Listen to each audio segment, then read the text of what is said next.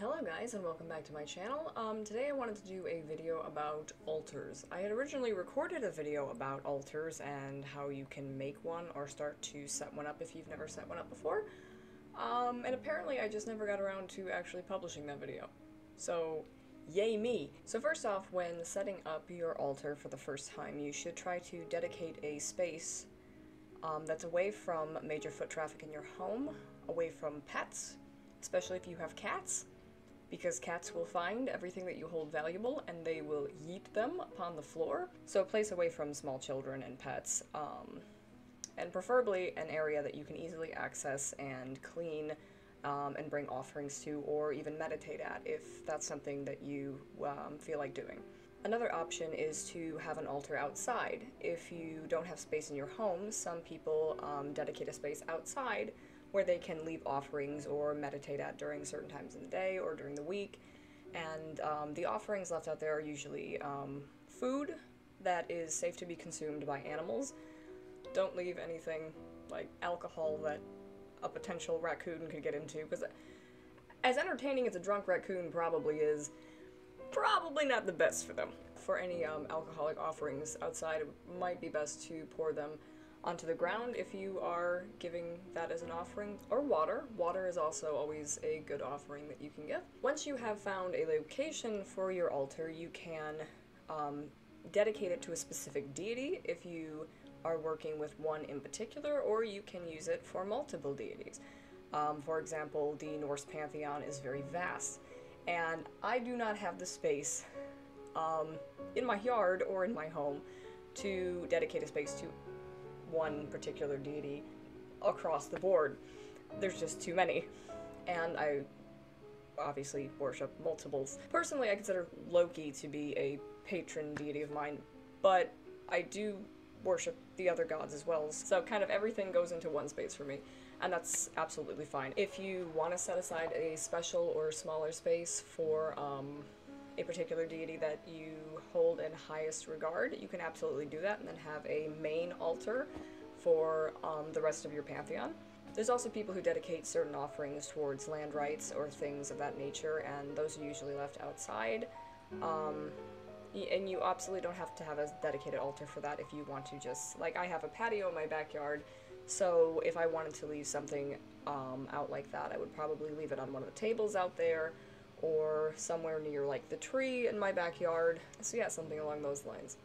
When it comes to decorating your altar, I know there are a lot of people who think that altars have to be very lavish and expertly designed, and I've seen a lot of very nice altars on Instagram and other sites, and while I'm very jealous of those, sometimes the interior designer in you just doesn't have the budget, or the time, or the creativity. There's no right or wrong way to decorate your altar. I know some people swap out decorations for different holidays, or different festivals, or what have you, but I mean, as much as I try to do that, and I do have some pumpkins on my altar currently, basically those pumpkins are there year-round. So yes, when it comes to decorating your altar, you can use pictures. I will post pictures of what I currently have. The pictures I currently have up, and I'm looking, and I will post pictures of these on here so you can see them.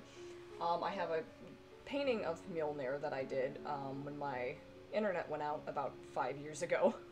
So I decided to take up painting. I have a raven that I did in pastels. I have a skull and a rose that I did for Hell. We have my beautiful picture of Loki. I'm not the best painter when it comes to people. My style is very cartoonish, so I'm not 100% happy with that rendition, but you can also put rocks or crystals on your altar. I don't have a lot of crystals. I used to. They were all lost during a move, however, that's nice. However, I do have some rocks that I picked up from hiking. I have these that I've stacked. They're granite, and I've just have them stacked. I also have a bunch of pine cones. I don't know why I have so many pine cones. You can also put totems or statues on your altar. I've been looking into getting a statue of Loki for a long time now, but the one I have my eye on is $70, and yeah, I still need to eat, so that's a bit out of the ballpark right now. Sorry, Loki. Oh yes, I also have a fox painting on my altar that I painted, like, a long time ago. Um, that was the first painting I did, for Loki. And I am pretty proud of that fox. I think it turned out pretty good. I might not be that good with faces, but foxes, I think I got that down pretty good. And then underneath my altar, I have a jar of bay leaves that I burn in place of sage. I do have sage that somebody bought for me, so I've been using it over the past like 3 years I've had this stick. Because I usually just use the bay leaves. And then I have a bunch of incense as well.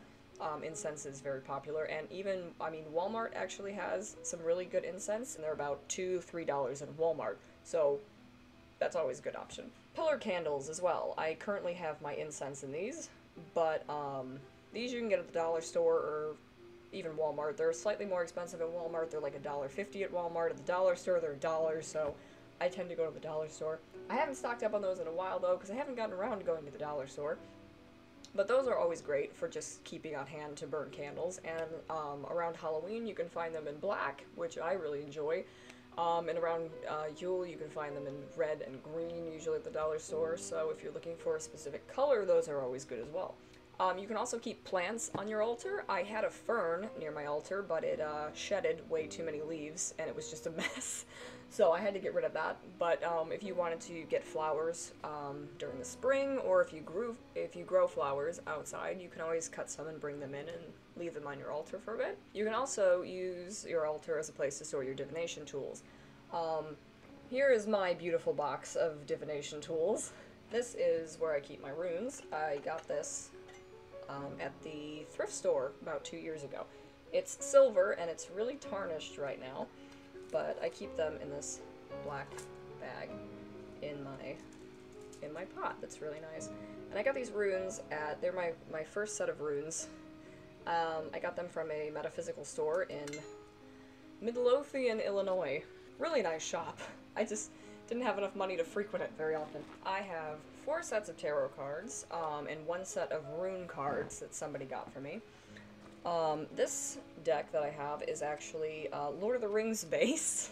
I found it at a bookstore when I was looking at discount books, and they also sold sets of tarot cards. And I decided to pick this one up, and it's actually, I don't know if you can see the artwork on it, or if my light is too big, but they're actually really well illustrated. Another set that I have is the Vampire Tarot card set that was bought for me in New Orleans, and this one is really pretty to look at as well. Very interesting. I wish this would show up better on camera, but my light is currently right above the camera, so it's like, hey, reflections. Prettily illustrated. I actually really like the art style on these. And then there is my pendulum. It's just a basic pendulum. I had made one for myself a long time ago using a rock from a necklace that I had that had broken. Nope, this one's just a basic one that I got at the shop in Midlothian, and it serves its purpose very well. I have rings. I keep my necklaces on there at night. Those are just all the little things that can go into your altar, and really there's no right or wrong way. I used to have a big fluffy stuffed thing that I saw at the store. I don't even know what it was. It was just this plush fluffy thing that was just so weird looking. And for whatever reason I just had to have it, so it sat on my altar for like 4 years. It's no longer there because when we moved I switched out the tables I had. I wish I had a picture. If I find a picture of my old altar, I'll throw it in here. But I really like the table I had it on. I had it painted with runes and different things, and I think I had Mjolnir painted on the top of it. That was really nice, but it was too big to bring with us, and I had to leave it behind. So now I'm using a bookcase modified to fit my needs, and it's very cluttered because there's not as much space. But it works. I mean, really, it's whatever you want to make it, and that's the most important thing to keep in mind, is you don't have to compare your altar to someone on Instagram. I mean, ultimately, it's a space for you, and it's a space for your deities. And it's a space for you to contact and communicate with your deities and feel connected to them. So there shouldn't be any pressure to have, like, this perfect space that looks great on camera. Because, I mean, really, it's your personal space. And if you have an altar that you are very proud of and want to show off, there's absolutely nothing wrong with that either. But you also shouldn't feel pressured to have, like, this glamorous space with, like, crystals galore and everything. If that's what your end goal is, that's absolutely fine. And yay, that's my end goal too. But in the meantime, it's a process that you can work your way up to. You don't have to feel like, oh damn it, I'm not there yet, because I mean the whole of it is a journey, and that's basically, I mean, what paganism is as a whole is a journey, and it's usually a very personal journey because there is no right or wrong way to do it. Regardless of what many people would like to say, there is no pagan Bible that you need to read, and there is no pagan pope. So if anybody wants to come at you and go like, you're not doing it right, okay, that's nice, good story. Because, I mean, I've been doing this for over 10 years now, so, cool story. And if anybody has any different thoughts or feelings about it, or if you have any additional advice for other people about setting up an altar, you can feel free to leave those in the comments. And if you really want to tell me that I'm doing everything wrong, feel free to leave that in the comments too. Smack a big dislike on this video, because cool story, bro. And that's what I wanted to talk about today, and I hope that it has been at least a little bit informative, and I hope it's given you some ideas of how you can start to set up your own altar. So, I hope this has been informative, and until next time, goodbye.